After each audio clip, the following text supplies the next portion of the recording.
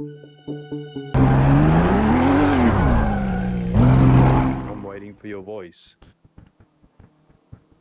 Ladies and gentlemen, boys and girls, give it up for your host, Stephen Kurdick and Yonaman Price.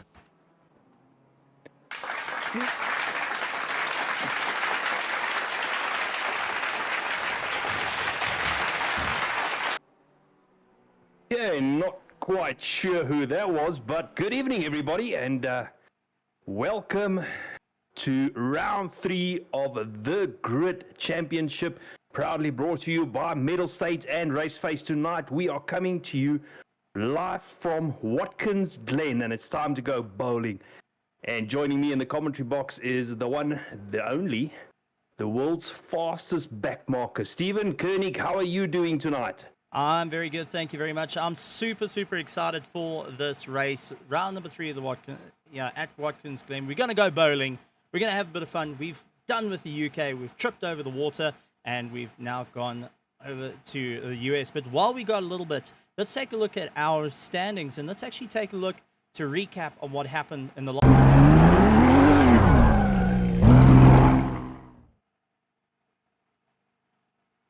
So, as we can see, Philip Minnaar came first with Cody Sherritt in second place, Ryan Ottens in third.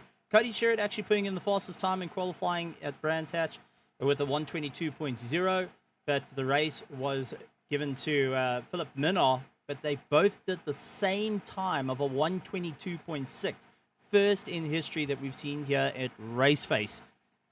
Moving on to our driver championship. First place is Philip Minnaar, followed by Christian Deploy, Daniel Rowe, Johan Krobler, and Brandon Kruger, currently in 5th place for the championship. Moving on to our team standings, Rigoli Racing is up ahead with 148 points. They chased down by Hybrid Academy, Daroma, ATK Sim Racing, Kinetic Sim Racing, Simworks Racing, I do apologize, Prism, and Kinetics Simworks Racing, Vibe. So ultimately, it's going to be a fantastic one. And let's actually take a look at the track they're going to be going around. So, gentlemen, Watkins Glen. So you're putting me on the spot again, are you? I've got to go and make you a little bit more on the spot. Well, let's see if I can get it right. Right, turn 1. Kind of a tricky turn as the track dips down. Very easy to run wide here. And if you run wide, it's going to hurt you all the way down this next section because it is flat out 3 here. I tend to call it the back straight, not really a straight, or shall we say the straight that isn't straight, but it is flat out through this section. Now, the section coming up, some call it the bus stop or the inner boot. Very tricky section. You can try and overtake, very risky through here as you try and take a lot of curb or as much curb as possible without unsettling the car and straight out into this long right-hander that never seems to end. Very easy to understeer wide here and touch the grass. You've seen that last night. Now you're coming through the inner section of the boot, as they call it. Very critical to get the power on early through here, otherwise you lose a lot of time through this section. Then into the long right-hander as you start going up the hill. Let the car run wide and try and use a small little bit of that runoff area that's there. Now, this is for me the most difficult section on the track. You get to get late on the brakes, get the car swung in without running too wide through this section. And now this tricky little left-hander, because the track dips away from you. It's got a little bit of a negative camber as you see here, and it's very easy to let the car or let the back end step out there and lose a lot of drive or potentially spin out. Almost flat out through this section. Don't run too wide. Late on the brakes, get the nose in, and now you've got the wall on the left hand side. Get as close as possible, get the power down and across the line.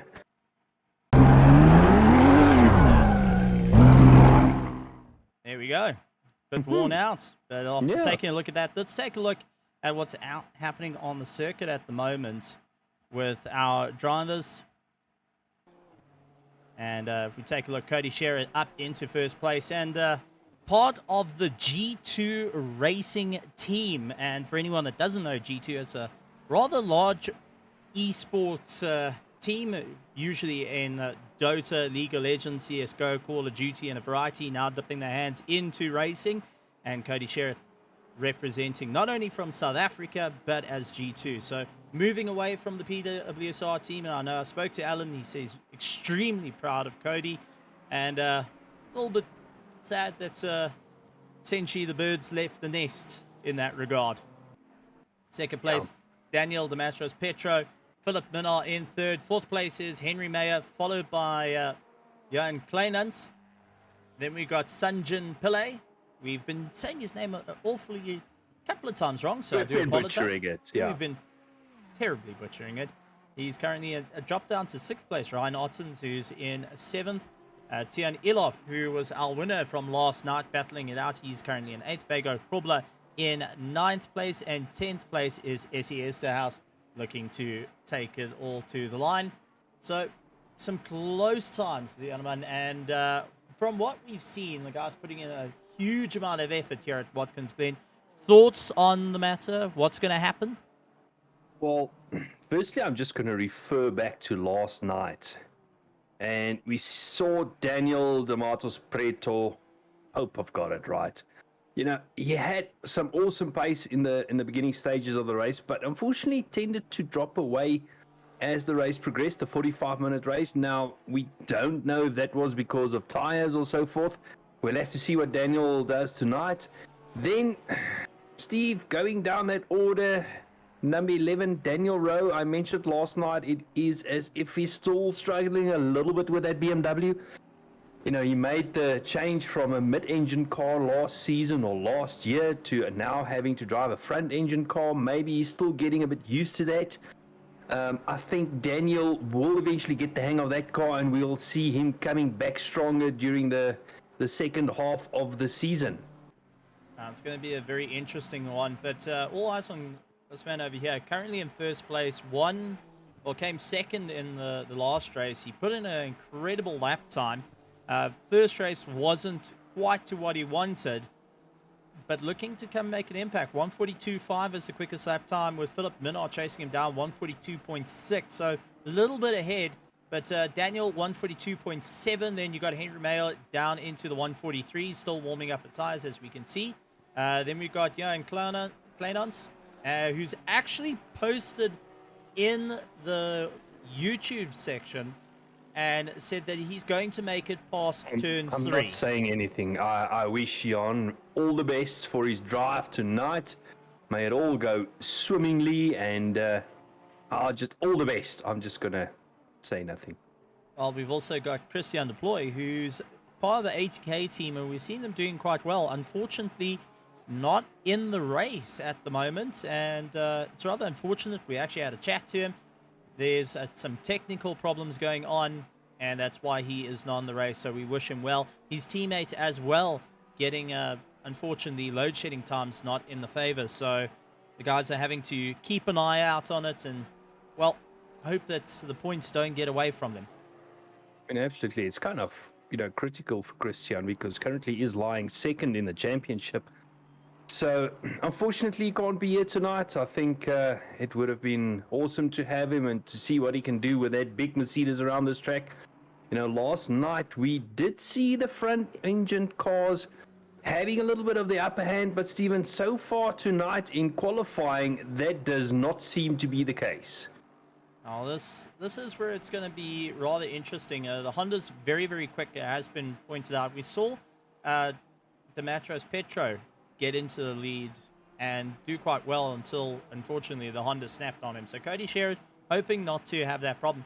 Philip Minnaar in the Aston Martin, though, is going to be pushing. Remember, the Rogoli Racing team are first in the team championship at the moment. So Philip Minnaar and Tian Olaf, who are currently placed second and fourth in qualifying at the moment, are not only looking to get movement in the driver championship, but for the team to extend their points at the moment. 148 points is, well, it sounds like a fair amount, but when you've got the likes of Team Hybrid Academy lurking around, you've got Team Tryhard, you've got quite a few, even the KSR team, the Kinetic Sim Works Racing team coming at you, there's still not enough points to get away. So these two drivers are going to have to concentrate on what they need to do to claw their way up to the front, no matter what.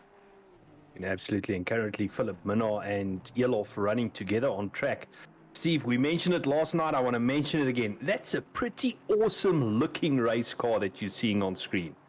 It's rather exciting, and I've got to point out, it's just one of these great-looking liveries, and a big shout-out to an old commentator that's been around. George G. Max always used to point out all the really cool color schemes. I think he would lean on this, along with like Sanjin Pillai's tribute color scheme to the Ferrari 75 years, and really just one of those amazing little liveries that do lurk around.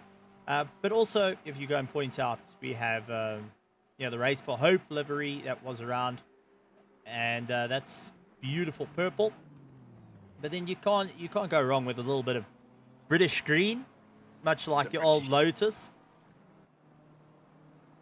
British Racing Green. There we go. So Cody Sherritt currently in first place, Philip Minnaar in second, third place Daniel Dematros Petro, Tian Elof in fourth place, fifth place Henry Mayer at the moment, Jan Kleanans in sixth place, Sanjin Pillai, I do apologize, Sanjin Pillai in seventh, Daniel Rowe in 8th, Essie Esterhaus in 9th, and Bagel Krobler in 10th place as everyone gets ready to rock and roll as our timer ticks over. And we'll be heading into our race. A couple of drivers trying to get a little bit more movement though. Ryan Otten's 0.2 up on his last lap time.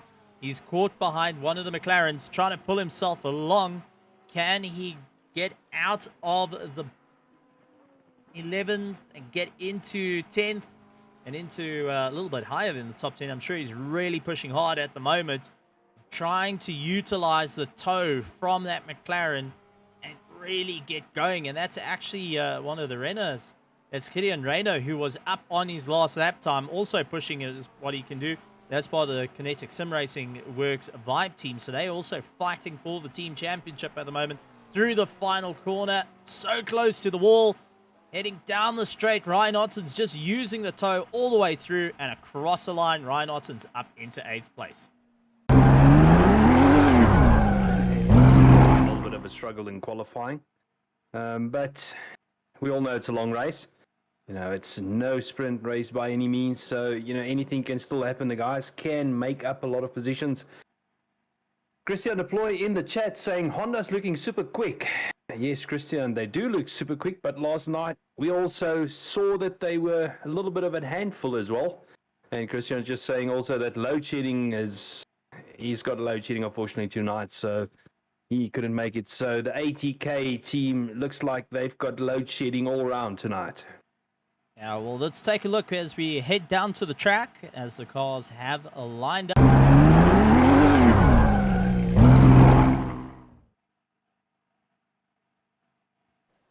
And there it is, ladies and gentlemen. So let's go through the grid.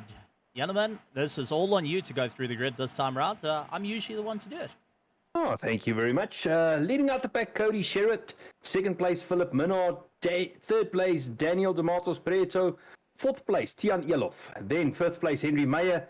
Fourth place, Jan Kleinans. Yet again, I wish you all the best of luck for those who didn't know what happened last night. Sanjin Pillai in 7th place. 8th place, we got Ryan Ottens. 9th place, Daniel Rowe. And rounding out the top 10 is Essie Esterhaus. Then 11th place, we got Bagel Krobler. 12th place, Mac van der Merwe. 13th, Grant Sebastian. 14th place, Andre Serradio. 15th place, Ronaldo Boersma. 16th, Justin Lotus. Then 17th place, Cameron De Bastos. 18th place, Fleming Bauer. 19th place, Loic Randebal. 20th place, Gideon Renner. 21st, Nicholas Manuel. 22nd place, Peter Maar. 23rd place, Tina Nkube. 24th place, Dean Cabasa. And rounding out the field in 25th place is Daniel De Villiers. That's going to be an interesting one. I can't wait for it. Round number 3 of the Grid Championship. Season 2, lots on the line and bragging rights to come. All these drivers are going to push. Now, for anyone that is a first time tune into the whole thing, welcome. So, hour and 20-minute race, 2 mandatory pit stops. You have to do 2 pit stops.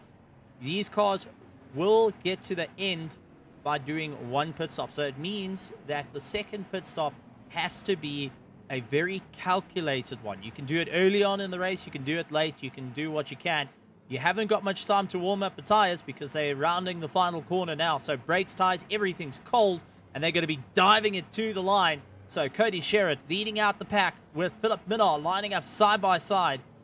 Who is going to get the jump on one another? 70 k's an hour. Let's see who's going to break out of position. If we're going to have drive-throughs, green, let's go. And away we go for round number 3. And you can see Cody trying to go defend every which way possible. Take a look at Daniel up on the inside of that looks to be Philip Minnaar managing to get round, but Philip just having a little bit more straight line as they make their way through 3 by 3. They go. And breaking their way. Turn 2, turn 3, all side-by-side action. Sanjan Pillay now trying to go on the defensive. You can see Tian Elof in the background trying to find his way past. Henry Mayer focusing on a hard charge now into the bus stop. And Daniel DeMachos Petro having to defend like crazy. Oh, that was Ryan Ottens. Ryan Ottens goes soaring off into the background. So Ryan Ottens, unfortunately, getting launched off and not having a fun time there. Andre Serradio having a bit of a battle with a couple of cars going really suffering. And there's Ryan Ottens with got a little bit of damage to his car. He's trying to get himself up and going, but that's definitely not going to help the case at this point. So a bit of a chaotic start at the moment for round number 3, and it's all on a hard charge. Henry Mayer trying to make his way through. He's aiming for that 3rd place spot. Tian Elof right behind him with the Aston Martin, focusing quite hard to see where's the inside line. Sanjan Pillay hoping to just get a little bit closer and get into the toe, while Cody Sherritt and Philip Minnaar are hoping to check out early on. Daniel Rowe, Johan Kleinans and Bego Krobler also pulling each other along. Mac van der Merwe a little bit further behind, hoping to get a little bit closer to this battle. But you can see Daniel having to go extremely defensive to hold them back. I mean, absolutely, Steve. You were keeping an eye on the front. I was keeping an eye on the mid to the back end of the pack. Fairly clean racing so far. Just a little bit. Dean Cabasso ran wide into that long right-hander coming out of the small boots, as you want to call it that, and that made him drop down all the way back to 22nd. He has now made one place up, and he's back on, well, back again down to 22nd place. As I said, that he's in a fierce 4-car battle down there as they start their second lap. It's going to be something interesting as they fight their way around, and hopefully Mike sounds a little bit better.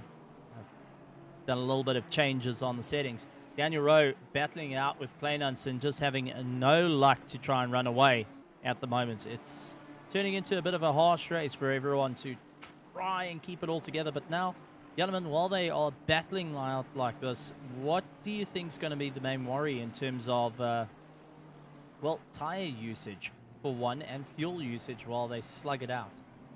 Well, I actually just wanted to mention tire usage. As we saw last night, tires can drop off quite drastically, and some of the cars did struggle with that. Now, you mentioned early on, there is 2 pit stops. So it's not only 1 pit stop to worry about, there's 2. Are we going to see some of the guys pitting a little bit earlier and trying to get out into that clear air again? That remains to be seen. Personally, if I was one of these midfield runners, I would seriously consider that, maybe just getting myself out into clean air. There is a risk to it, though. If you pit early, 2, 3, 4 other guys might have the same idea as you, and then you just end up in another fight just further down the field, and you again just losing time.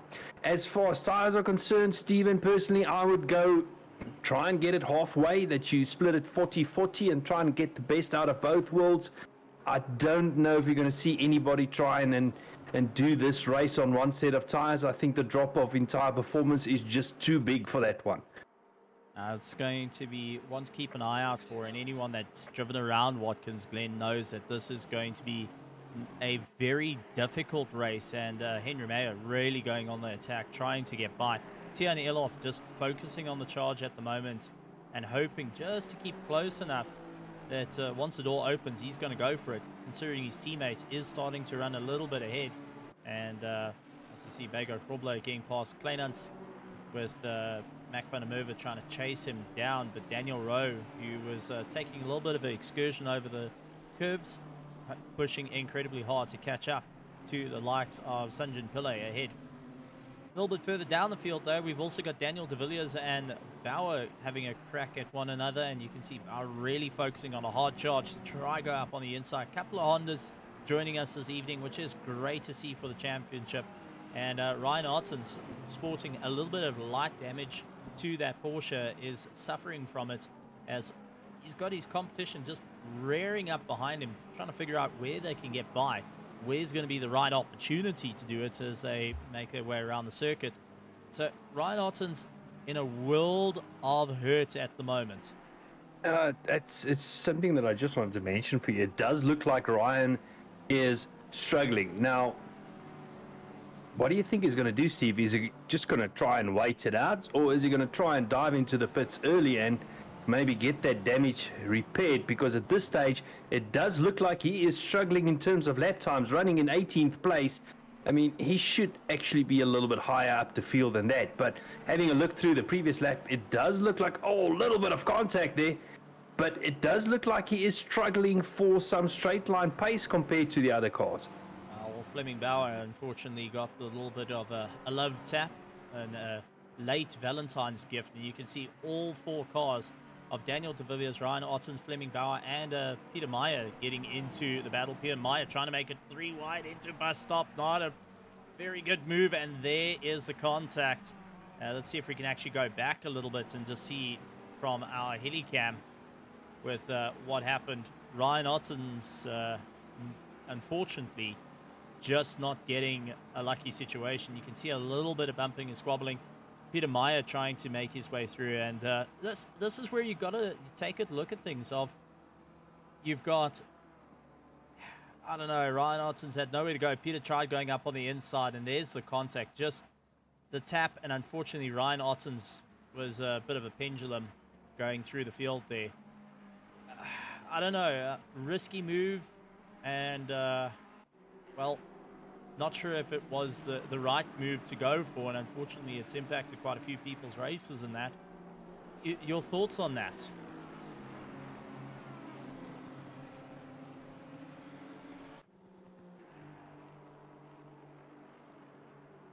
And it looks like we have lost Janneman for a little bit, and he's getting... Oh, I'm sorry. There we go. Wrong button. Oh, Wrong okay. button again, yeah. You went for the bleep button. You went for the... I went for a smoke break. Steve, what I wanted to say is last night we saw through that, I'm going to call it bus stop chicane.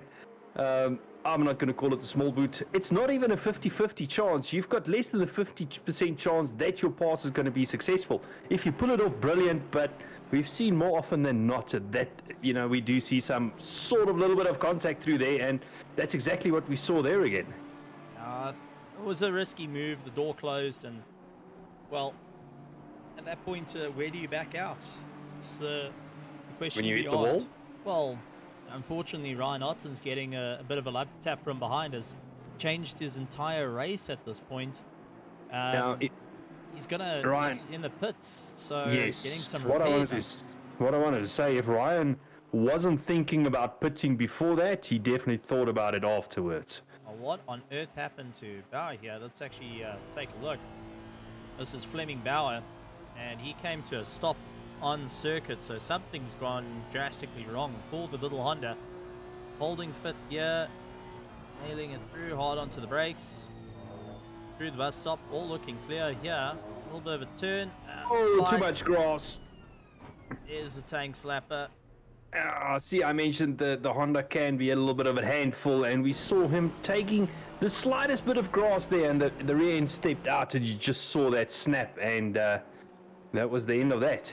That would change the entire race for him, and he's in the pits at the moment. So a couple of guys have dived into the pits a little bit early on, and it does look like he's actually, unfortunately, makes me wonder, did something go wrong? Because don't see him in the server anymore. So it looks like he has chosen to retire the car. As we see Tian Iloff in a bit of a battle, a little bit further back, Daniel Rowe getting chased down by Bego Krobler. The two teammates now starting to get interesting. Having a bit of a skirmish with one another. Sanjin Pillay just ahead, and Jan Kleinans, who's chasing them down with the little Honda, hoping to get a bit closer to Bego Krobler. So this is where, if you're going to try and talk about team orders or what you're going to do, I think there's a bit of a conversation going on between Bego Krobler and Daniel Rowe, saying, listen, you got to get a little bit quicker, bud. Kleinans is all over the back of me. No team orders. I would love to see a battle between Bego and Daniel Rowe developed. I mean, we know how both of them can race. I would love to see that. Well, we'll take a look at what happened to Kleinans, because he actually is slowed up. He's dropped way down the order. So let's go into a bit of a helmet cam. Actually, let's head into helicam. Let's see what actually happened. So little Honda trying to catch up to Bego Krobler in the Audi. So Kleinans making his way through, dip on the grass, and I know what rhymes with that. I think many people can mention Tim, the cameraman, getting a little bit confused with everyone there, but how to change a race? Just that little bit too hard of a push changed his race as well. Doesn't look like too much damage to the car. He's opting to go into the pits though, try and get that first pit stop out the way. I mean, this is the thing, when you land up with an incident that has cost you time like this, maybe getting that first pit stop out the way is the right decision, and then you can focus on the last pit stop being your fuel stop, tire change, the works. Absolutely. I mean, as I mentioned before, it is a chance to get out in clear air. It might not look like it, but Watkins Glen is not the easiest of tracks to pass on. I mean, some of the places are high-risk areas. As we go now, have a look through here, through the bus stop chicane. You can try and pass at turn 1, but that leaves you vulnerable through that flat-out section. So strategy, Stephen, definitely tonight is a way to make up places. Well, that's where it's all going to be something interesting. And, well, let's actually take a look through position again. So Cody Sherritt started in first, currently in first, and has got quite a substantial lead over Philip Minard. Daniel Petro in third place, also maintaining his position. Henry Meyer up 1 position, and he's currently in fourth. Tian Ilof down 1 position from where he started, and looks like he is having an absolute race. With Sujin Pillay, who's up 1 position. Daniel Rowe up 2, Bego up 3, Mac van der Merwe up 3, SES House maintaining where he started. Biggest losers though, Ryan Otten's due to an unfortunate incident at the start, and Kleinans a little bit earlier on, as we saw, touching the dirt. Down 13 positions, Ryan Otten's down 15 positions. So a couple of guys having just a bit of a difficult time for the race, and hoping to try and make a little bit more movement heading forward. Absolutely. I mean, and we also see a couple of guys doing that early pit stop. So they definitely want to get that one stop out of the way so they can start focusing on the rest of the race and when and where they're going to do tires. It's going to be an all-out slugfest. Henry Mayer right up the back of Daniel Petro. I think they're getting a bit of an early start on the Daytona 500 at this point, trying to bump draft one another through the corners. Well, into the corners, more like it. The two Hondas really focusing on a hard charge to try and catch up to Philip Minos. Sanjin Pillay, though, is on the defense with Bego Krobler right behind him. Remember, Daniel Rowe, Sanjin Pillay, and Bego Krobler all on the same team. Mac van der Merwe, though, is not on the same team. He's part of the KSR Vibe, and they are fighting for a team championship as well. So that he's got to get ahead of this lot and focus on how can he get ahead, what needs to be done. Henry Mayo, though, trying to sneak up on the inside of Daniel. Going to try and drag it into the corner. Hard on the brakes, going to force Daniel out wide. Daniel has to back out, and now trying to come back at him, but it looks like Henry Mayo managed to get that pulled off absolutely beautifully, and now trying to pull away from Daniel Petro, who's in the slipstream now, pulling himself along. Can this make a move? Tries to take a look, outbrakes himself. Ross was a little bit too close. I think he was just too close. Yeah, maybe outbraking himself a little bit, but he also touched the grass there on the left-hand side of it, and that's going to hurt him a lot through that whole fast section. Well, it does seem like he made up a little bit of time again. Well, let's take a look and see what exactly happened. Got into the slipstream, pulled himself along, getting so close to the bumper. There's the 200-meter board. And, just did No, he bailed.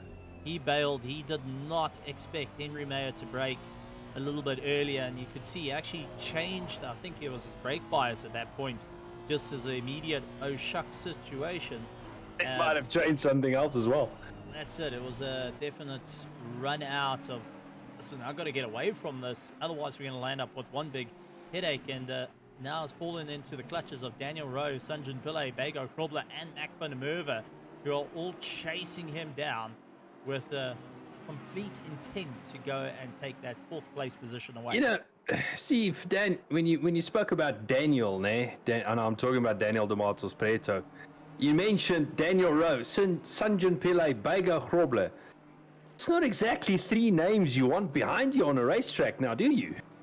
Sanjin trying to go up on the inside of Bego Krobler, and Bego just making it very, very difficult at this point.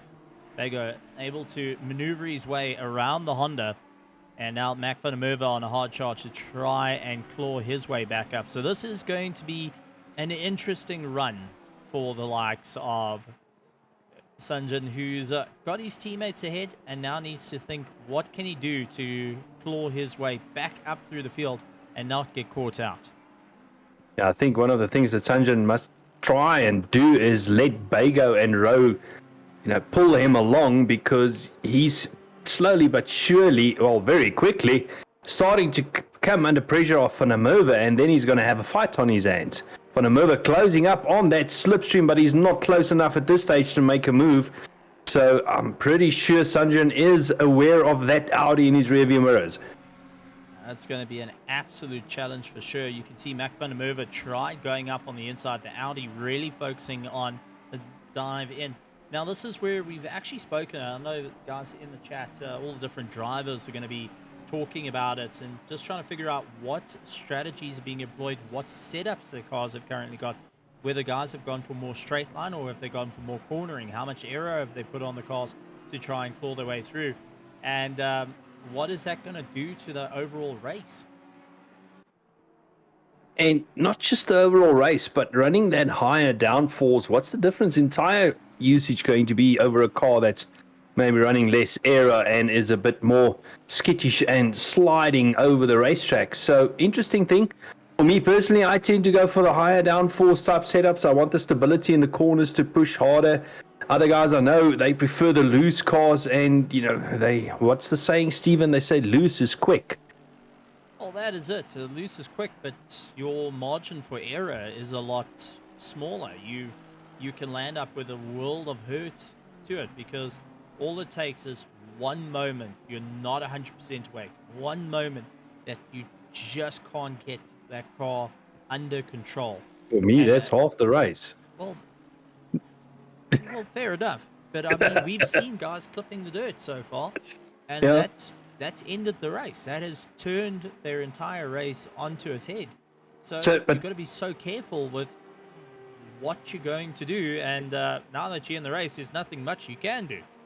Yeah, and absolutely. I mean, and you're talking about racing on Watkins Glen, where the margin of error is small anyway. Doesn't matter what setup you're racing. So you're racing a setup with a small margin of error on a racetrack with a small margin of error. That means the margin of error becomes really, really small. That's all the little things you got to worry about, as considering we're talking about small the whole time. It's all the little things you have to worry about, trying to figure out what's going to happen. I'll not mention it again. Yeah, there we go. Cody Sherritt out in first place, so he's running away. He's actually got quite a substantial lead. I mean, 3.3 seconds to 3.3 seconds. Variance between himself and this man here, Philip Minard, who is on a hard charge with the Aston Martin. Henry Mayer in third place, trying to make up some ground. Daniel Demetrius Petro now actually breaking away from Daniel Rowe. Bego Krobler in sixth place. Sanjin Pillay in seventh. Eighth, Mac van der Merwe, SES House in ninth. 10th place is Andre Serradio. Justin Lotus in 11th. 12th place is Kylian Rayner. Daniel De Villiers making his way through. He's in 13th, getting chased down by Peter Meyer. We've got Tini Nkube, Tian Elof, Cameron De Bastos, Johan Kleinans in 18th, 19th, Nicholas Manuel, Loic Randebal in 20th, 21st, Dean Kabasa, Ronaldo Bosma in 22nd, 23rd, Ryan Ottens, 24th, Grant Sebastian. With a couple of retirements through the race, is still a huge amount to go, because considering we're nearly hitting 20 minutes done and dusted of the race, an hour is still to go. We're going to be verging into we're going to go into that 8 o'clock time period where it's going to get very, very dark. You're going to start battling to see your brake markers, see the actual boards, everything. You've got to be more aware, and also once the lights come on, it's going to get rather dazing for all the drivers who are looking in their rearview mirrors. Yeah, I mean, absolutely. When we see the cars from the outside, you do see the headlights glowing on the racetrack, but when you go into the cars or in car, you can clearly see that the headlights have not really taken any effect yet. You can't really see any difference from inside the car. So we're going into that, as they call the twilight zone, if you want to call it that. And it is a tricky period that you just need to work your way through before those headlights start taking full effect. During that stage, very difficult to spot brake markers, very easy to outbrake yourself. So interesting times ahead, Stephen. It's going to be I don't know what to say other than it's going to be a very difficult run for all these drivers, and hopefully you got your practice in the dark. As you see, one of the cars getting a little bit glitchy out there. That's the internet connection starting to make it a little bit funny, but this is where you've got to be so careful of, and the guys actually starting to feel the effects as the track is cold. It's 15 degrees, the marbles are now kicking into play. It's a difficult one to say. Now, here's the other thing we need to chat about. You mentioned track temperature dropping. That means tire pressure, tire temperature will be dropping as well. So these guys would have to do calculations on where they're going to run their tire pressures on the start of the stint compared to where those tire pressures will be at the end of the stint. Sometimes a very difficult thing to do. We know ACC is very, I'm not going to say finicky, but it's very easy to get that tire pressure wrong, and then you could lose up to a second, 2 seconds a lap just by being on the wrong tire pressures. I don't know. I really sensitive to tire pressures. That's what I want to say. Sorry, my English ran out there. It's you can change it in your pit stop whether if it's too far out, but not now. How much time are you going to lose to try and get yourself used to a change in the setup? So these are all little factors that you have to consider. In doing your prep work before time, you can't really just arrive on the scene and load up the setup and go. A lot of people, this is where it does open the conversation of some people talk about paid setups where they just work. You understand, they're really quick, they do what they're meant to do. You have a lot of fun at it, but they might not fit your driving style, or you might not be able to build up enough temperature in the tires to get it to the right tire pressure that's needed for the duration of the race, which then affects the overall handling of the vehicle. So all of it comes down to how much prep work and how much have you done, knowing the different factors, knowing that you're going into a darker time, knowing that you're going to be having these cooler track temperatures. And just see Ryan Ottens getting past. Ryan Ottens, who is a back marker, getting past Nkube. More than happy to get by. And Nkube just saying, go on ahead. Not going to mess with you. You were ahead of me at the start of the race. Yeah, so that's some real sensible racing there. Sorry, Stephen.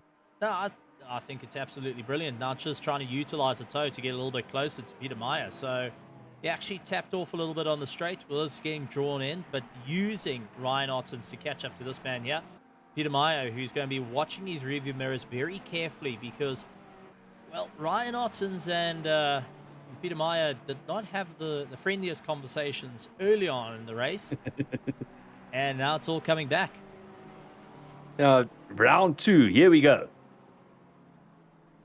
It's going to be one of those, well, let's see what happens as they go through. So, Mac van der Merwe still on a charge, going after Sanjan Pillay, 0.7 of a second behind Sanjan, going after Bago Krobler. And lights starting to reflect more and more off the track surface. Now, one thing about Watkins Glen, that you can be rather happy. Well, it depends.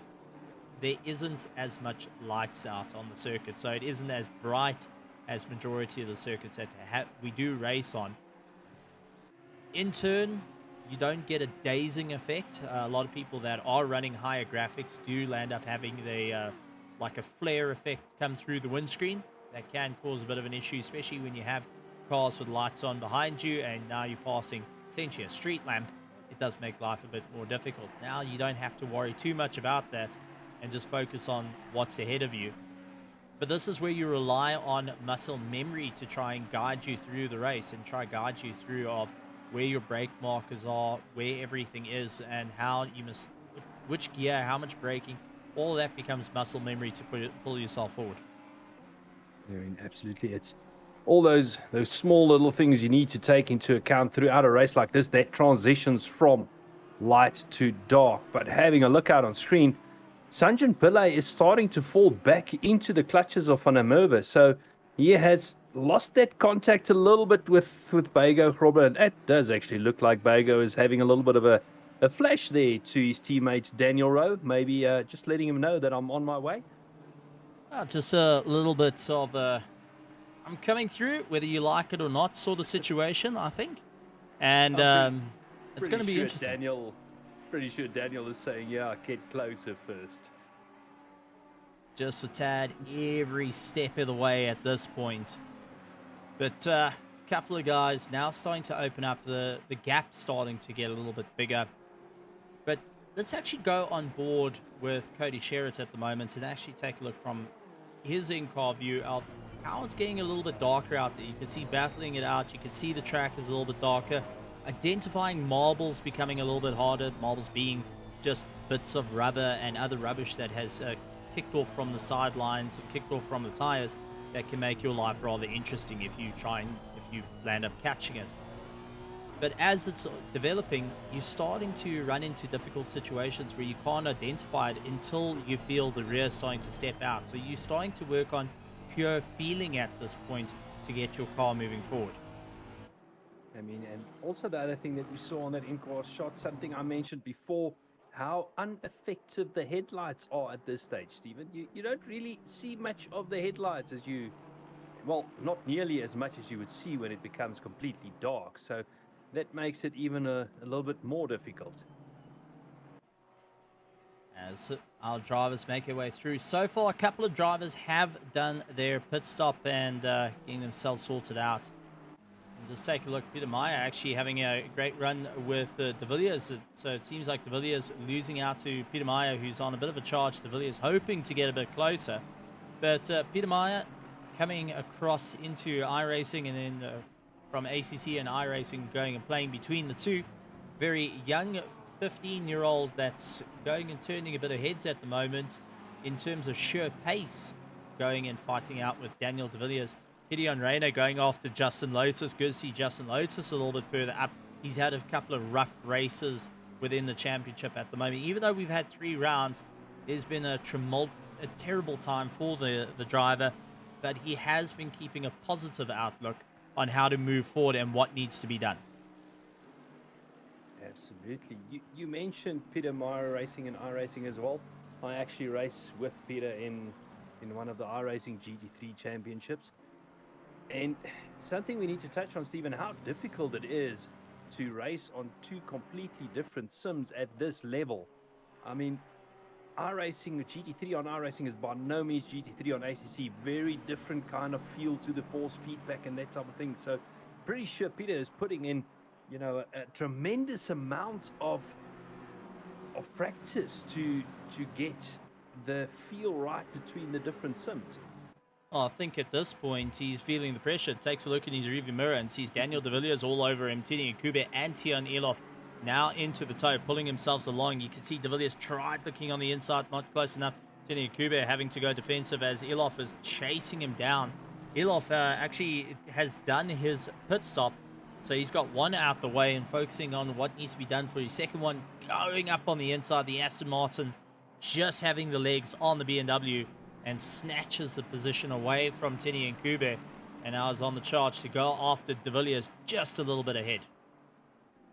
we saw last night, those Aston Martins, they were flying last night. Unfortunately, tonight, they're not that high up in the field as of just yet. But this battle between the Villiers and Elof and Meyer in front of them, and then behind them we've got Nkube. And Nkube will try and keep up with Elof, if I'm not mistaken, and making this basically a 4-car battle that we're looking at.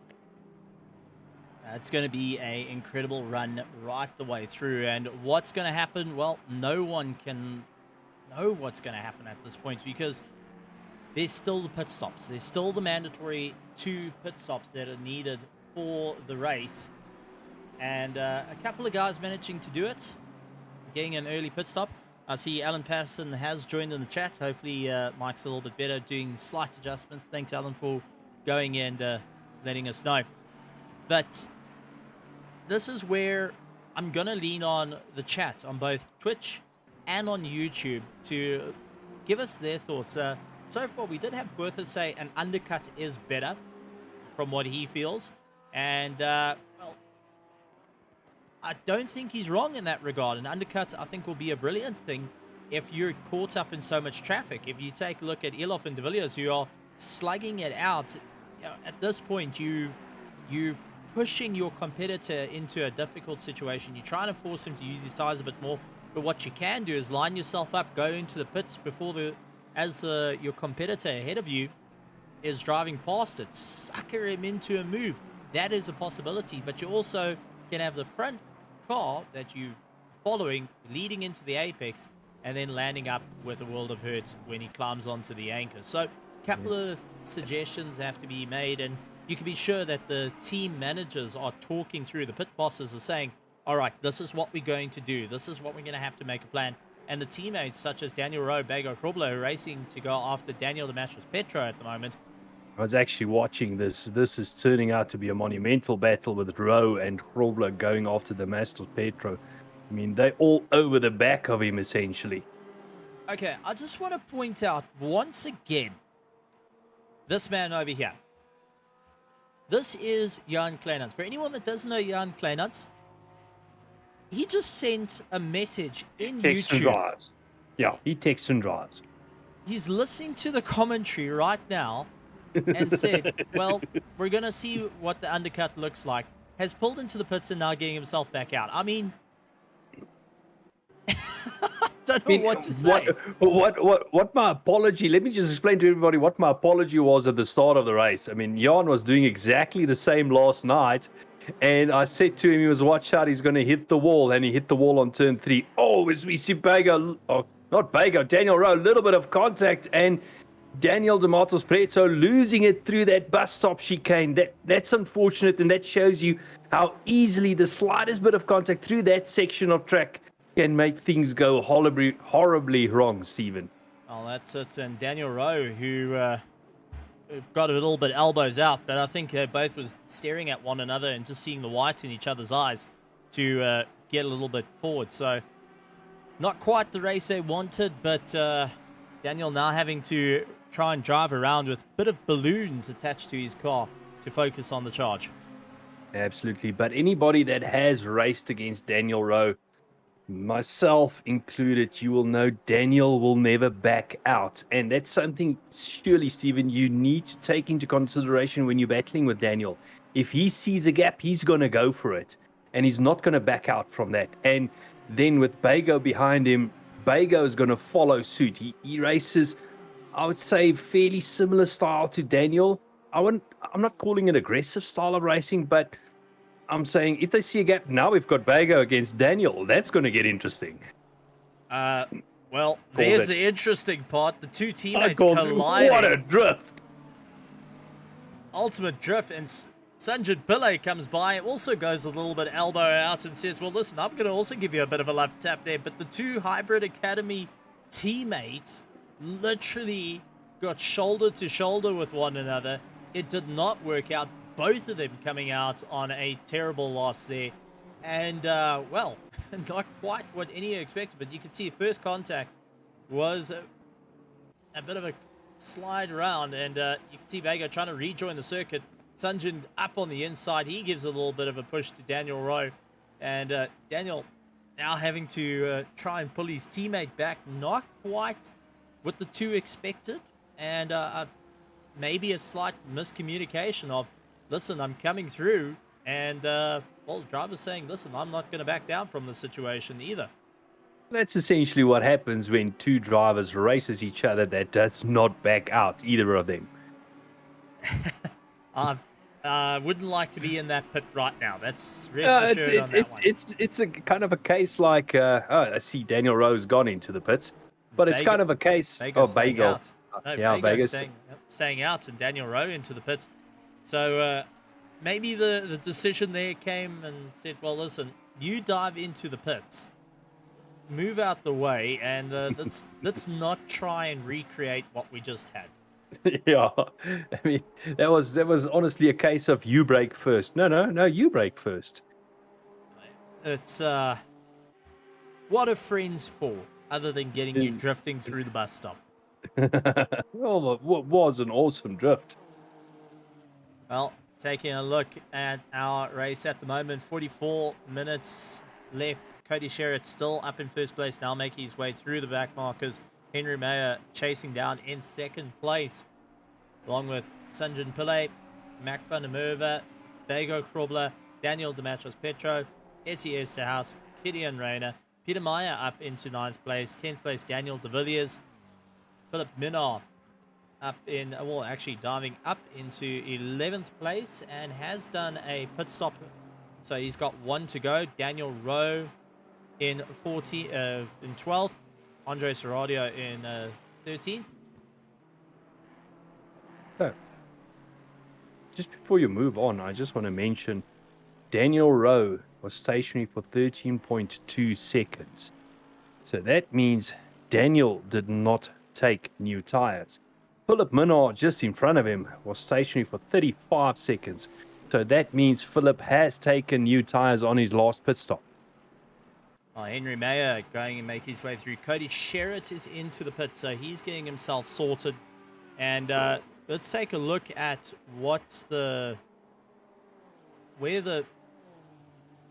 how long is he going to be out for? That's the thing. How long is he going to be stopped in the pit box? A couple of guys have switched out and done some tire changes. Philip Minard, 35 seconds in the box. That's a tire change. Daniel Rowe has done 13, so that's fuel. Andre Serradio has done 10, that's fuel. So at the moment, we've got Tian Iloff, who has completed all his pit stops. He's in 20th. He's done a tire change and fuel, so he's got that out the way. Ryan Ottens has done tires and fuel. And Cody Sherritt, 32 seconds in the box, so he's also tires and fuel for his run. But remember, still got one more pit stop to move forward. Yeah, I mean, now your next pit stop is only going to be a fuel stop. So now you've got your tire change out the way, and pretty much how I would have done it, split the race into two halves with about 40 minutes to go, get new tires on in that way. Well, I personally believe that's how you get the best out of both worlds with the tires. Other people would argue maybe put a little bit later, get a fresh set of tires on, run low fuel, do a bit of a quali run. But it's a risky move because you can end up in traffic, and then all that pace you've got underneath you basically means almost nothing. Well, Daniel de Villiers actually coming to blows with Philip Minard, and that's allowed one of the Hondas to get up, and I think that might be Kleinans who's actually chasing him down, hoping to get a bit more of a run. So, race starting to evolve. You said about 40 minutes. You're going to try and split it halfway. A couple of drivers actually taking that decision, and Bego Krobler, I think, is going for the longer run of this, going past the pits once again. Cody Sherritt, though, fastest lap time of the race, 1:43.7, so really focusing on the hard charge to move forward and get himself back up. He's in a good position at the moment, considering Iloff is down in 19th and has completed all his pit stops. I think Cody is in for a good run at the moment, but he cannot be too calm at the moment because Philip Minard, who has also done a pit stop, who he's seen has got the pace, is trying to make moves and move his way up. Yeah, I mean, absolutely. I think, and as I just wanted to say that, I see Cody Sherritt did get past Peter Morris, so he's now got a 22-second gap to Gideon Rennie in front of him. So not necessarily clear space on the racetrack, but he's got a little bit of space to work now where, Philip Minnar still needs to get past Peter Marr. It's all decisions to be made. I mean, we'll have to see how this race unfolds as we are now hitting the halfway mark. 20 or 40 minutes gone, 40 minutes to go. At this stage, we are having a look at Peter Minnar. He's trying to work his way up to Peter Marr. The two Peters trying to fight it out. Oh, sorry, Philip Minnar. My bad. Waking his way up to Peter Marr. I think, personally, he's going to try and make his way past Peter Marr as quickly as possible and try and set his sights on Cody Sherritt, because essentially that is position 1 or net position 1 and position 2 in the race. It's going to be a bit of a hard charge. A couple of guys have been moving up. SES House up into 4th place. He's focusing on his race at the moment. Still mandatory 2 stops to go. Has not pitted, but is enjoying being in 4th place at the moment and really trying to focus on the charge to keep going. So yes. The race isn't over. 39 minutes left, and it's all or nothing for all these drivers to focus on the charge. A couple of guys saying that the Honda drivers are going to sickle like Cody Sherritt on That's just tires. what I wanted to mention. That's exactly what I wanted to mention. I mean, Christian Deploy in the chat saying Cody's going to maybe struggle later on because the Honda is hectic on the tires. And that's exactly what we saw last night happen to Daniel de Matos Preto, which is this stage, still sitting in 3rd place. But even we saw those tires dropping off last night and him starting, clearly losing ground to the guys in front. So we'll have to see what's going to happen. Oh, and as we see Cody running wide, getting the rear end of that Honda out. And, looks like we've got another drift fest going on here. It's going to be an interesting one for it. And I'm starting to wonder how the tires are starting to drop off on a couple of cars. We jump on board with Grant Sebastian. You can see just hanging in 5th gear.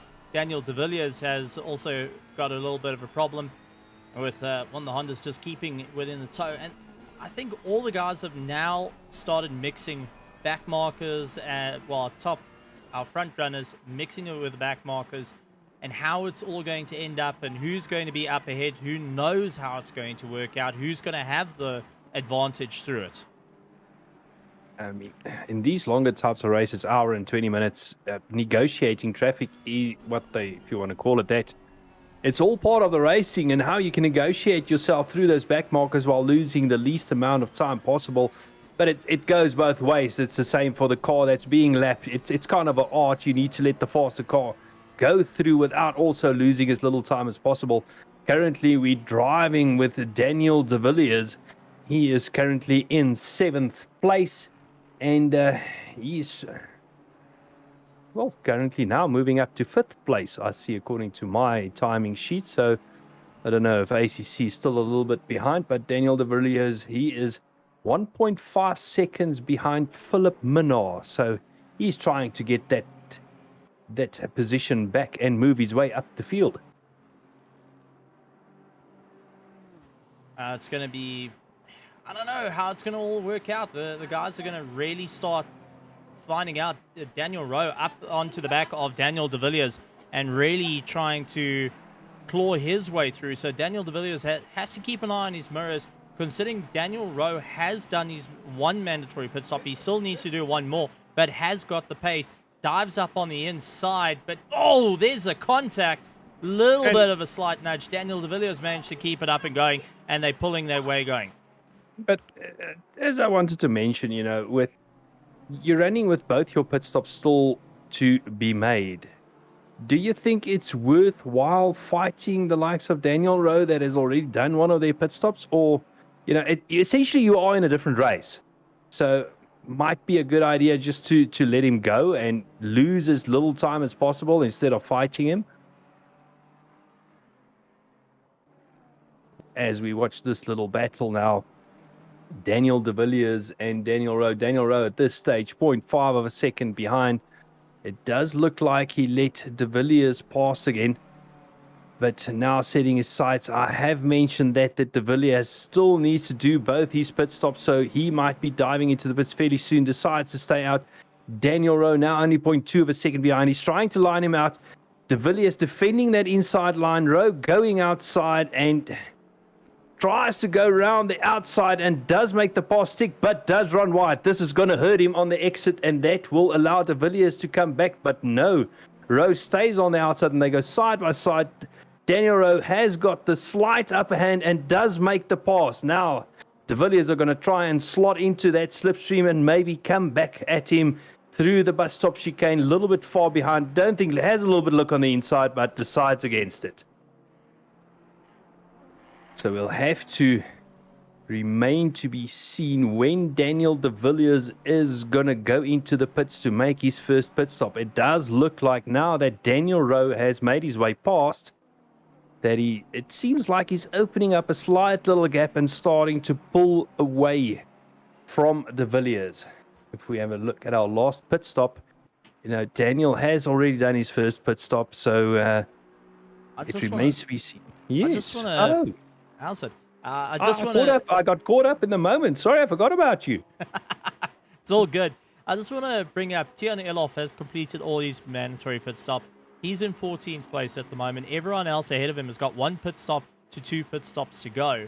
So at the current pace, he's running about 144.1. So he's about a second off the pace of the likes of Cody Sherritt. But maybe, just maybe, hoping the undercut will work. SES House actually diving into the pits. So Philip Minnaar coming by. Cody Sherritt back up into first place and needs to open up the gap.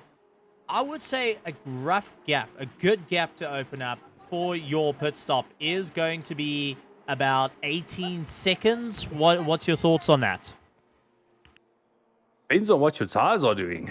I mean, if your tires are going off and you haven't changed tires yet, and that's going to set you back a whole minute, we've seen. So, I don't know. It's a difficult one. We've got 33 minutes to go. There's a couple of guys that have not decided to take on new tires, Stephen.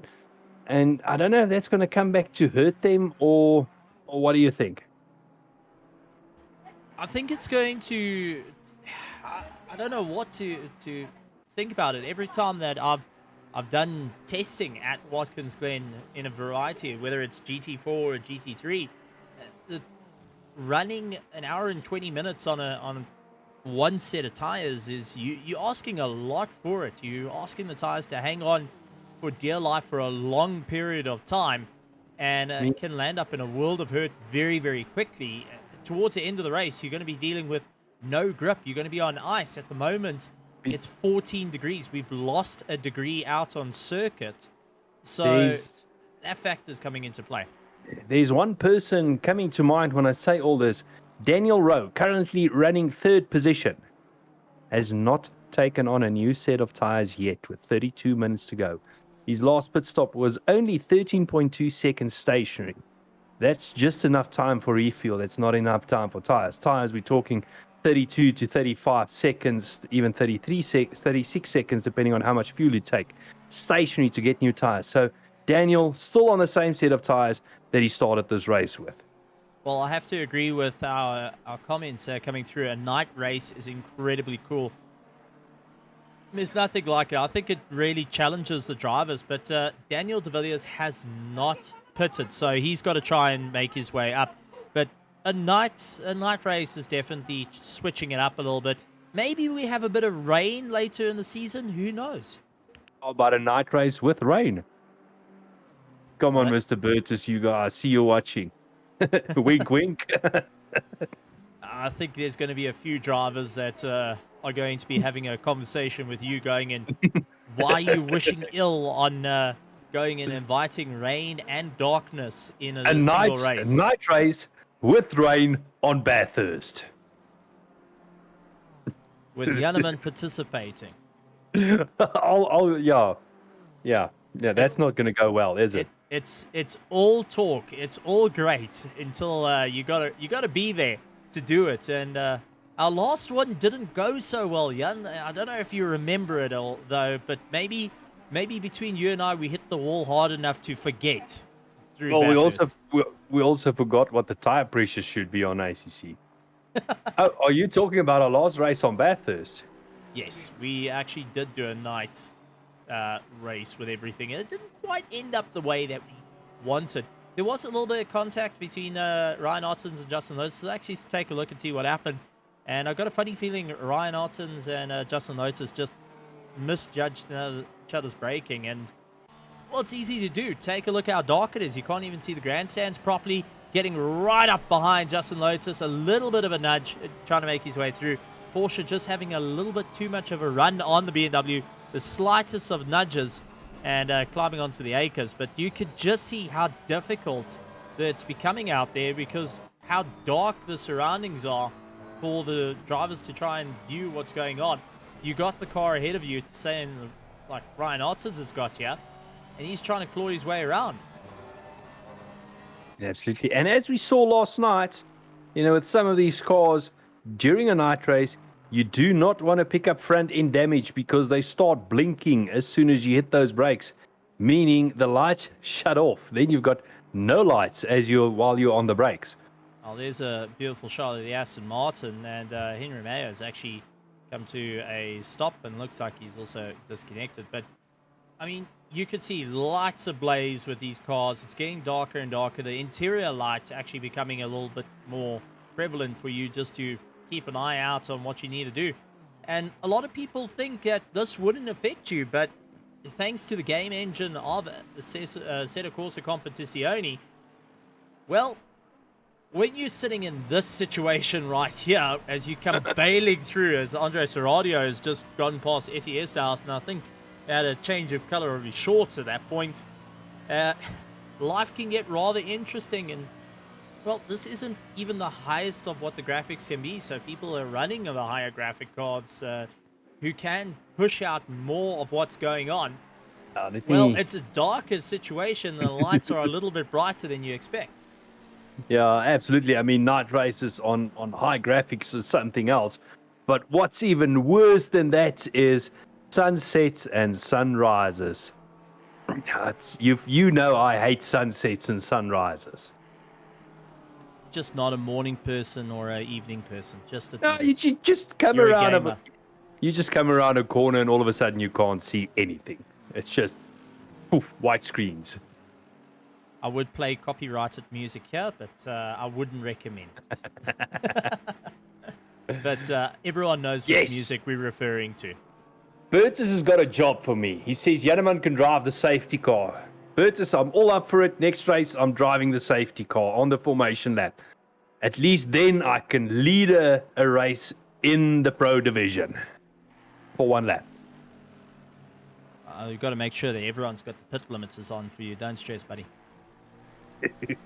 Andre Serradio going after Peter Meyer, trying to go around the outside of him. Couldn't make a stick. Peter Meyer actually moving around to try and hold back Serradio. Serradio now going to go around the outside, side by side into turn one. Serradio backing out of it. Peter Meyer just able to go on the anchors a little bit better. And this is where it comes in. Mid-engines with a bit more rotation, able to pull them through and keep going. So Serradio now having to keep an eye out because STS House chasing him further behind. And, well, all these little factors coming into play. And Andre Serradio, who's in the Mercedes, which is known for having a lot heavier tire usage this season. And, well, he's pushing the car a little bit harder every single time to try and get ahead of the mid-engine. Bego Krobler going after Mac van der Merwe. Now, these are two of the same vehicles, the Audi R8 LMS Evo GT3s. Now, R8 Evo GT3s. I've got to get it right. There's a whole big, you've got to have a whole big press release just to get the names right for these. But it's a mouthful. Two different setups. Mac van der Merwe running slightly more aero on the rear wing to try and help with the car through the corners. His idea is through bus stop and through the likes of turn 3, turn 4 to keep the car compressed means he can keep the nose down a little bit more. Bego Krobler, with more straight line, has flattened everything out, and this is where it becomes a bit more beneficial. Utilizing the slipstream, utilizing the aero, hard onto the brakes. He's able to make it, but for how long can he keep ahead of Mac van der Merwe, who can, well, in technical terms, brake a little bit later? I mean, absolutely. That you mentioned on the difference between the setups. My argument always with the higher downforce setups is, and it doesn't work on all the tracks. If you can get away through the corners, they won't be able to catch you on the straights. And unfortunately, with long straights like these, they do eventually catch you. As we have a look at Sanjan Pillay with what day was it? Here? Hold on. SES House. This is actually moving back. SES House, who came round. There's Andre Serradio, collected the back of Andre, and it just looked like Andre wasn't going incredibly too fast. SE came out behind him, gave him a slight nudge, and Andre was able to keep it together. But what happened to SE? This is through turn 1, though. And did the car rotate underneath him? Yeah. Yes, it did. Catching the clip curb. that inside curb, yeah. And steering the wrong way down pit lane, and now you've got to try and reverse yourself back without getting involved in any of the issues. Let's actually take a look here. Philip Minnaar, Cody Sherritt. Now, we were talking about Cody running away with this. Philip Minnaar has closed down onto the back of Cody Sherritt. This is your fight for first place at the moment. Couple of back markers ahead of them, and this is not what Cody Sherritt wants to be seeing right now, is back markers ahead of him, and a Philip Minnaar who's on a hard charge, similar in terms of their pit strategy, both gone for a set of tires, both pushing as hard as they can. Philip Minnaar actually a little bit quicker on the last lap, doing a 1:43, while Cody did a 1:44.6. So, Steven, is this deja vu? Is this deja vu of last night, where we saw those front-engine cars coming through to the latter parts of the race, and the mid-engine cars, like the Hondas last night, starting to struggle? Maybe Christian Deploy, in his comments on YouTube, was correct. The Hondas might struggle through the latter parts of the race. 23 minutes to go. Is the front engines cars starting to come back? We're starting to see more and more of them up to the front of the field. Daniel Rowe in third place in the BMW, and Philip Minnaar second place in the Aston Martin. Well, I think at this point, Cody Sherritt is waiting for VTEC to kick in. That is for certain, to try and pull away from the mighty Aston Martin V8 at this point.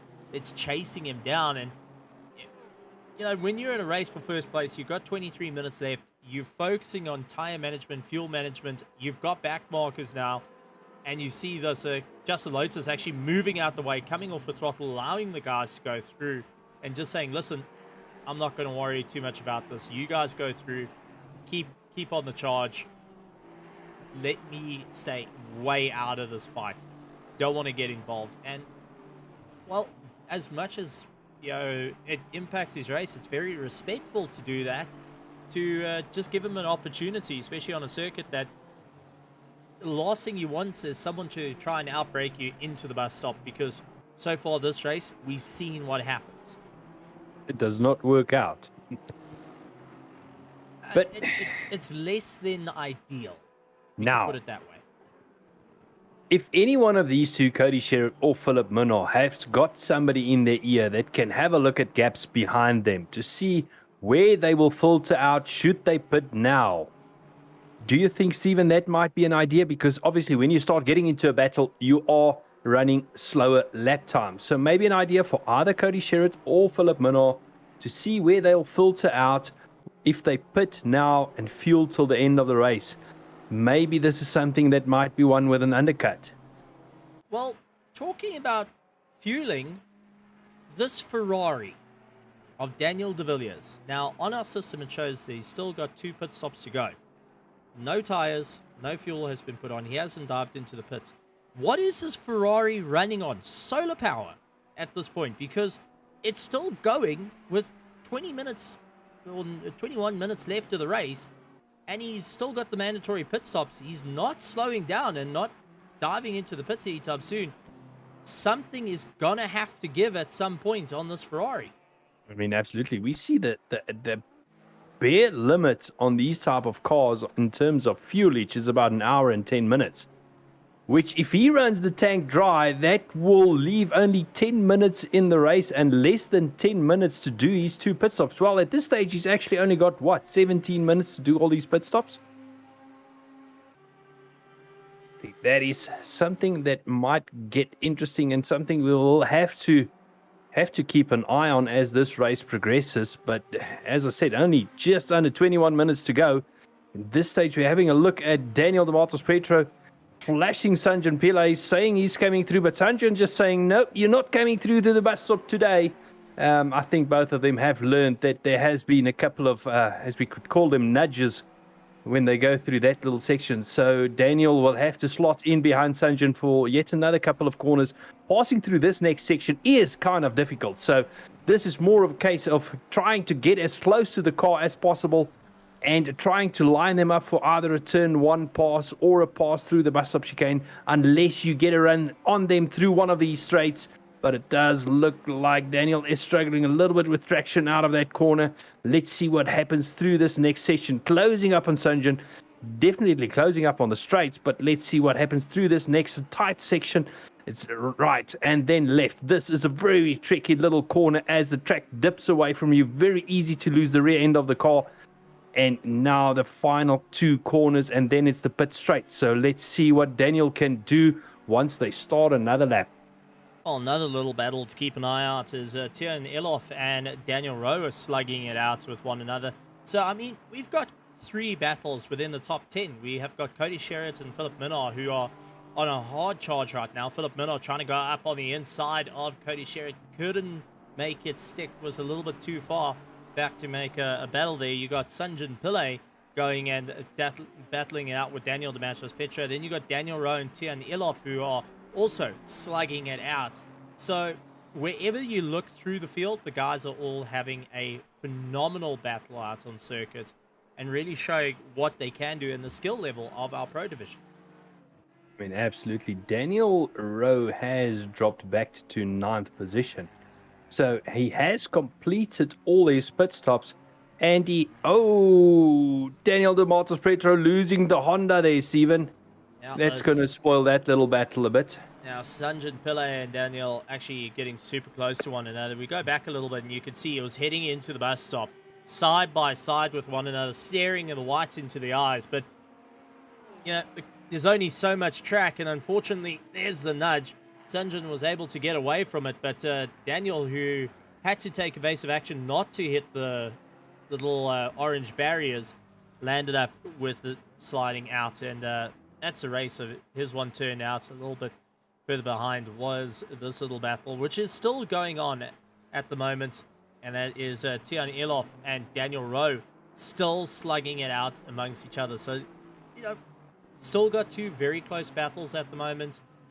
I think that one to keep an eye out is Cody Sherritt and Philip Minnaar on what is the strategy for their pit stop, because Daniel Rowe, who's down in 9th place, and Tian Elof in 10th, have completed all their pit stops. They are and Daniel Rowe is on a fresh set of tires, yeah. But they're running similar times to our front two as well. So they're slowly starting to close down and make their way through the field. What's going to be done now? What needs to be done to allow Cody Sherritt and Philip Minnaar to keep going? And considering how valuable the points are right now, Philip Minnaar for Rigotti Racing is getting maximum points for his team. Cody Sherritt, who's trying to get some points back and recover after race number 1, hoping that would be more of a drop round for him. Round 2 being a very good one. Round 3 he's hoping to also make it good, and what a way to walk away with a win ahead of your current leader for the championship. These are little factors starting to come in play. Where the strategy comes in, you can see just slightly tapping the brakes, not hanging onto it, so they're going past pit lane, not hanging around for it. So, I don't know. It's going to be a difficult run all the way through the field, and, well, it leaves us guessing. With 16 minutes left to go, one pit stop each, what do you need to do? Well, when are you going to do it? And the question is, who's going to roll the dice first? This is a gamble for both drivers. Cody Sherritt trying to go on the inside, managing to make it stick, and Philip Minnaar having to hang back onto the battle. Daniel de Villiers and Bego Krobler are going to do battle as well with one another as they make their way around the circuit. So, for these two right now, who's going to roll the dice? Daniel de Villiers in 3rd place, is essentially 2 pit stops out. Now, I don't know if that is a timing problem that we've got on our system. I don't think so, but he's running on solar power, or that Ferrari is running on the fumes off a rag at the moment to keep going. And, Easy there. There's literally millimeters between those 2 cars just before they went through that bus stop chicane. But Stephen, the one thing I want to mention is on ACC itself and on our timing tables, it does show that he has done 0 pit stops so far. So he's got 11 minutes left to do 2 pit stops. I mean, that's going to be basically almost pitting, doing 1 lap and pitting again. It's, I don't know, ran it a bit too late, I think, possibly. I just want to find out, Bertus, you did mention in the driver's briefing that they need to do 2 pit stops. It's not a sprint race now. I'm just checking with Mr. Bertus here if he's just mentioned that to everybody. But, Stephen, just under 15 minutes to go now. These 2 slugging it out with Daniel de Villiers still having to make 2 pit stops. Bago still need to make 1 pit stop. A little bit further down the line, Daniel Rowe now in 8th position. He went for a different strategy. He went for light car new tires. He fitted new tires on his last pit stop with roughly, it was about 22, 23 minutes to go. So he's got fresh tires on that car, but he is currently under pressure from Elof behind him. So at this stage, he's not having the easiest of times. I just want to point out the Ferrari is in the pits. Ladies and gentlemen, we got him. He's in the pits. I think the stallion coughed and spluttered its way into the pits, that's for certain. And that has actually released the likes of Bago Krobler to go on the charge. Tia and Elof trying to get past Daniel Rowe. Remember, they're battling out for team championships as well. So maximizing this is definitely needed because we have 8 rounds in the entire championship. We're on our 3rd round. We're nearly to the halfway mark. Next week is the halfway mark. And that's going to be heading to Indianapolis. So whatever advantage you can take, you're going to have to take it now. Yeah, and, we're going into Indianapolis Motor Speedway next week. And, some of these guys have practiced their drafting around the Watkins Glen. So they've definitely prepared for next week as we see Elof having a look at Daniel Rowe through the bus stop, deciding not to go for it. I think they've learned what happens through there if you try and be overzealous, as they would say. So he's sticking behind Daniel, but definitely putting Daniel under pressure. Slowing Daniel down because Daniel needs to defend against him, and that's kind of ruining that new tires light car strategy that Daniel decided to go for. Well, I want to point out here, Philip Minnaar has done his pit stop. He's making his way through. Cody Sherritt is in the pits. He's down on tires. So let's see, coming onto the straight, will Cody Sherritt get out ahead of Philip Minnaar? It's going to be close. Making their way through. It is going to be side by side. I think Cody's got him. Cody's got him. But now he is going to have to build up speed while Philip Minnaar is carrying more than enough momentum at the moment to start closing down. So Cody is still accelerating at this point. Philip Minnaar is getting closer to his top end of the car. And, just narrowly missing out. Philip Minnaar tried rolling the dice a little bit earlier. I think it has cost him. But now Cody, on a little bit cooler tires, has to try and go. He was stopped in the box. 5.9 seconds, where Philip Minnaar was 8 seconds. I think that is down to fuel usage just being a little bit higher. But I don't think Cody's out of the woodwork just yet. Philip Minnaar is pushing to try and take that position away as we head towards the end of the race. Yeah, and I think, once the guys like Bago, Van der Merwe, Sanjan Pillay, Renner make their pit stop, I don't know if their gap is big enough to Daniel Rowe at this stage. I mean, I think Daniel is still pretty much in contention. If he can keep in front of Tian Elof, is still in contention for that 3rd place. If my math is correct, which most probably it is horribly wrong. You see, I used to look at math quite a bit, but soon as math started mixing with English, that's when I turned off. I said straight out to my teacher when she started bringing it up that I'm sick and tired of looking for X's. Well, you know my English is like airtime. It just sometimes runs out.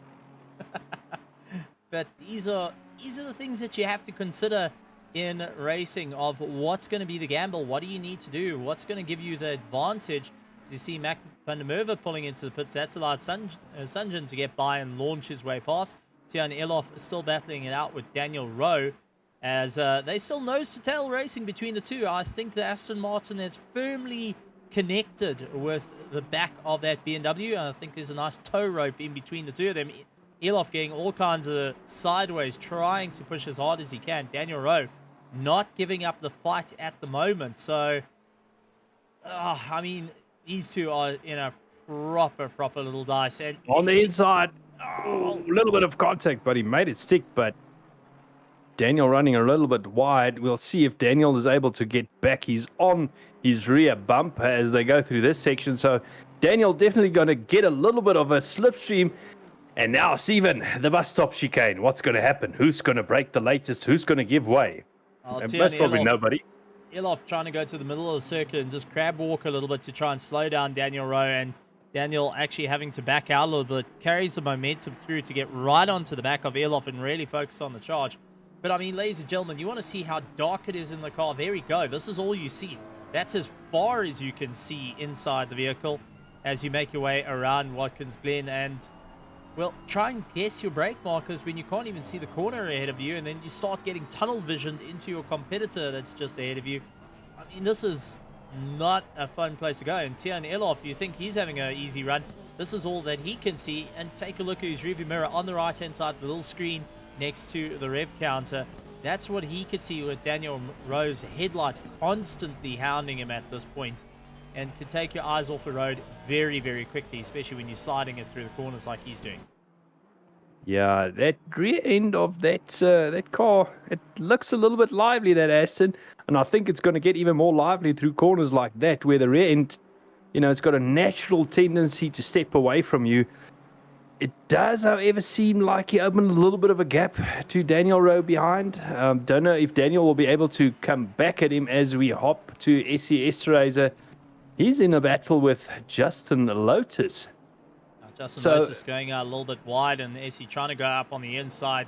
Once again, side by side between the two. It does look like SE managed to get a little bit more straight line. Justin Lotus not able to get by. SE just focusing on getting a little bit more drive. A little bit further back, though, here's a little bit of battle to keep an eye out for. Daniel de Villiers, Tini Nkube, and Loic Randable going and slugging it out. It is a three-way battle. Daniel de Villiers just ahead of Nkube. Nkube focusing not only just ahead of him, but also behind him, and being a little bit of piggy in the middle, having a bit of a spit-fry moment at the moment as he goes and claws his way around. But this is where you don't want to be. You don't want to be stuck in the middle of a fight and having to split your focus not only on your race, but attacking the car ahead of you and defending from the car behind you.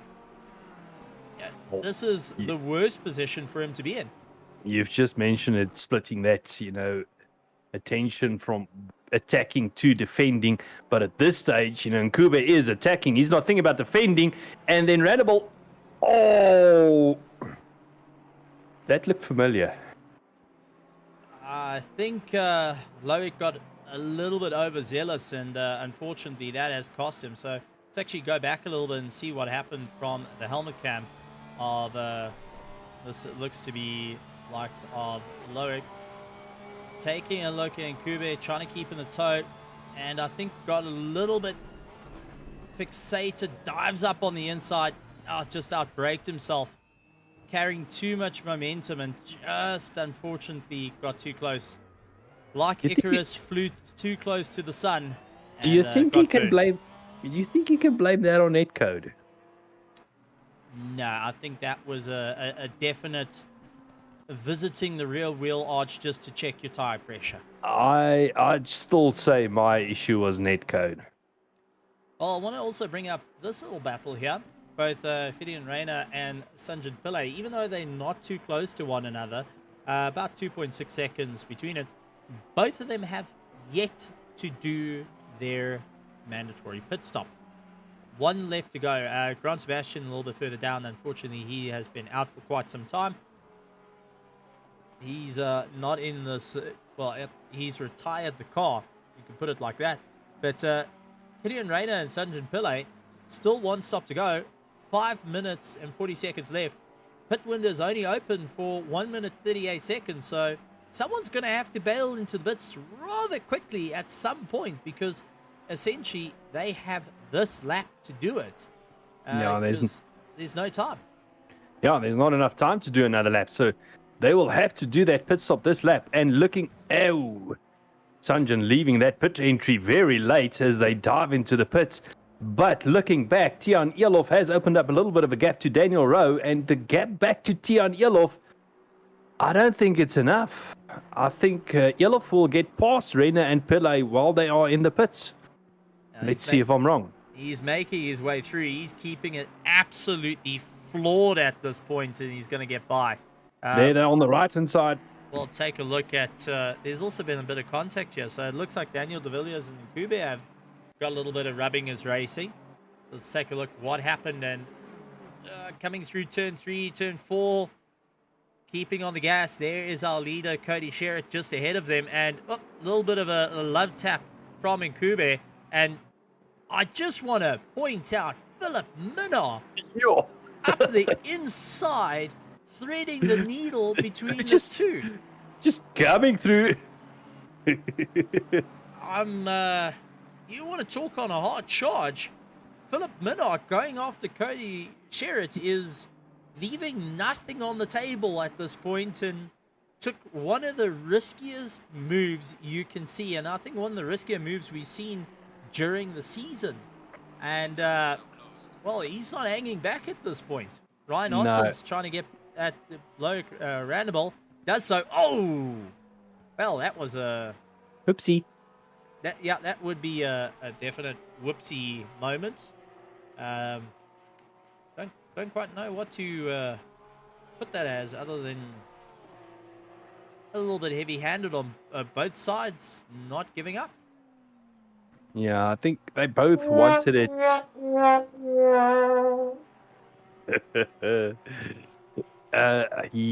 Okay, now I'm speechless.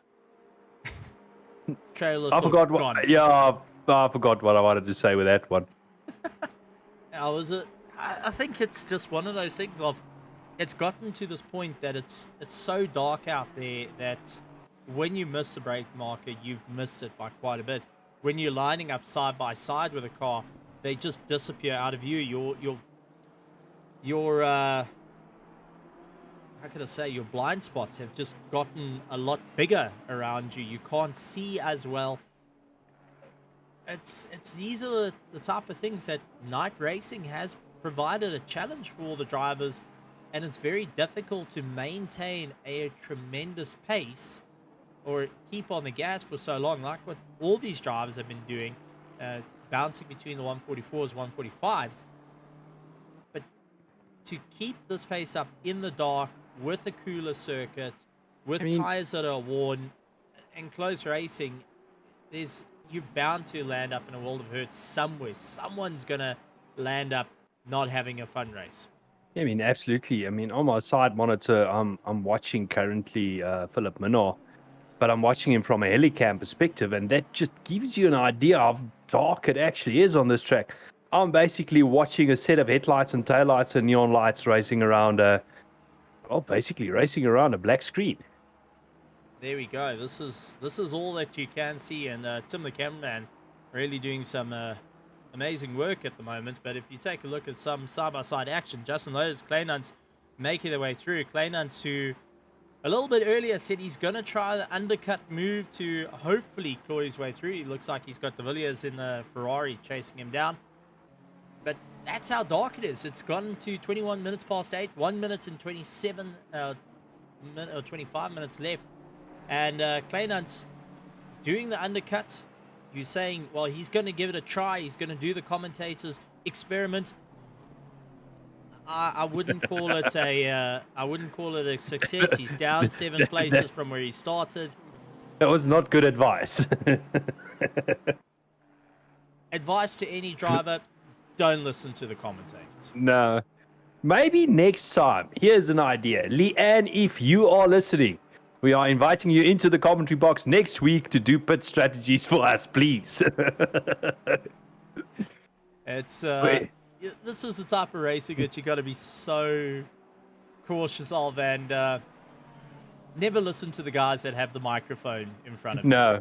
Now, for anybody that does not know Leanne Strauken, she is our pit boss. She does all our pit strategies, and she's the one that's crunching all the numbers and can tell us, if we pit now or later where we will thread out. And Stephen, obviously, we need her advice. As we see Kleinon's making a move there.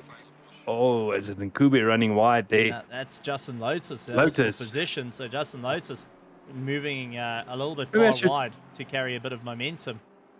Leanne said okay. So she's in the commentary box next week.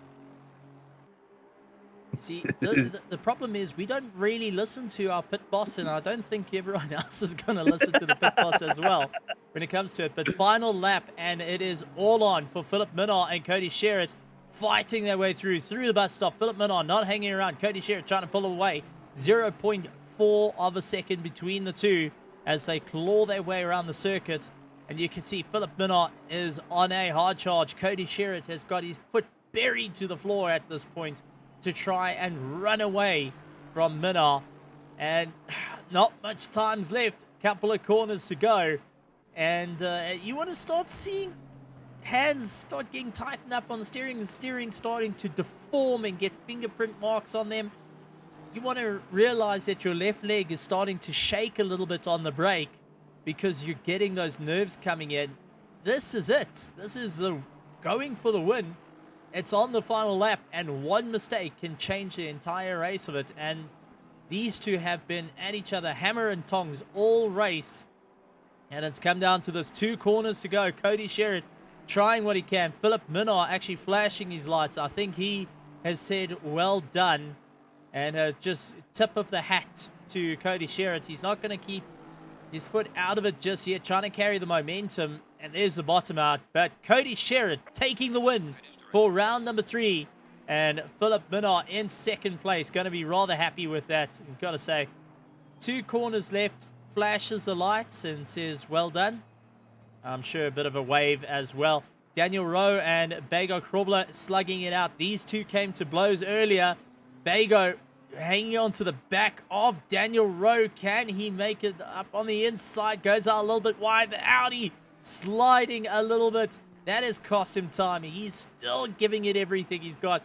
Daniel Rowe going to try and keep ahead of his teammates, and I think he's just going to be able to do it.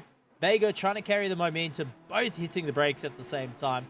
Really forcing their way through. Side by side. Bago doing what he can. Bago actually getting ahead of Daniel Rowe. What? Daniel Rowe?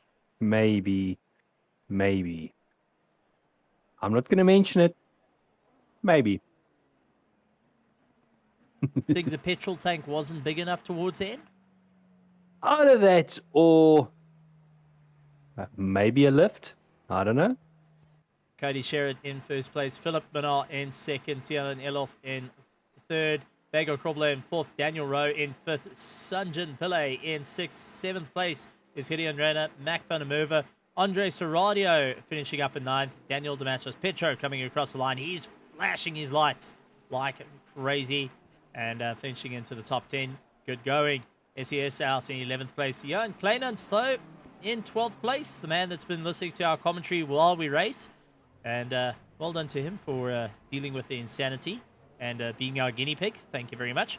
Justin Lotus in 13th. Tini Nkube in 14th. 15th. Daniel De Villiers. Peter Meyer in 16th. Ryan Ottens in 17th. Loic Randable. I do apologize. Randable. Dean Kabasa in 19th. Cameron De Bastos in 20th. And Grant Sebastian in 21st. Yeah. I mean, I'm going to agree with Bertus. What a race. What a race. I mean, this is the closest finishes for first, second, and was fourth and fifth that we've seen in a very long time, Stephen. It was absolutely amazing. And actually, Kleinon's jumping in immediately to go texting. I wonder if he's got his partner busy texting and letting us know. But saying tires actually went bad towards the end. Well, he could tell you that thanks for being the guinea pig. We won't give you the advice again. Do apologize. But yes, it was an extremely close race to the end. But this is what we come to expect from the Mettlestate Grid Championship, from the Pro Division. Amazing racing all the way through, tight times. And the championship's not over. This is only round 3. Next week, we're going to be heading over to Indianapolis. So that's when I can say, ladies and gentlemen, start your engines. Except it's not for the Indy 500. Yeah, pity, ne? But, yeah, Steve, now, next week, round 4. Now we're getting into the business end of the championship. The early stages are gone. We're heading into the mid stages now. After next week, it is exactly the midpoint of the championship. So now things are going to start getting real serious. Now you're going to start sussing out your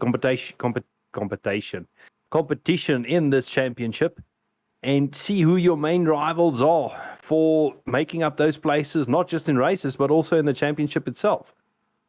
I'm excited. I don't know what's going to happen. No one knows what's going to happen. We're going to try and get a feeler out and chat to everyone and see what's going on. But ladies and gentlemen, make sure if you're on Mettlestate on Twitch, hit the subscribe, hit the bell notification icon, or the follow. And if you want to subscribe, feel free to do so. Glad to have you guys. And so you don't miss any of the action that's going on. Mettlestate has got lots of competitions, whether you like having four-wheel racing, whether you like going and seeing a bit of soccer or some fighting games. Make sure you tune into Mettlestate for all the fantastic prizes and all the fantastic competitions going on. If you're out on YouTube, make sure you go and hit the subscribe button with the bell notification icon on RaceFace.Pro to see all the GT3 racing and future racing, whether it be single-seater and dirt. Who knows? We'll find out a little bit later towards the end of the year or throughout the year. And make sure you go and follow both Mettlestate out on all the social media, Instagram, Facebook, and such, along with RaceFace out on Facebook for all the information. Janneman, anything in closing from your side? Well, yet again, I'm going to say what a race. Looking forward to next week. It's Indianapolis, or how did you say it? Indianapolis Motor Speedway. It's going to be an interesting one, and I think we're going to look forward to even closer racing than what we saw tonight. Well, ladies and gentlemen, boys and girls, thank you so much for joining in, and we'll look forward to seeing you guys next time for some fantastic racing. Now, to make everyone fall off their chairs, I'm going to say, Tootsies, everyone. Good night, everyone.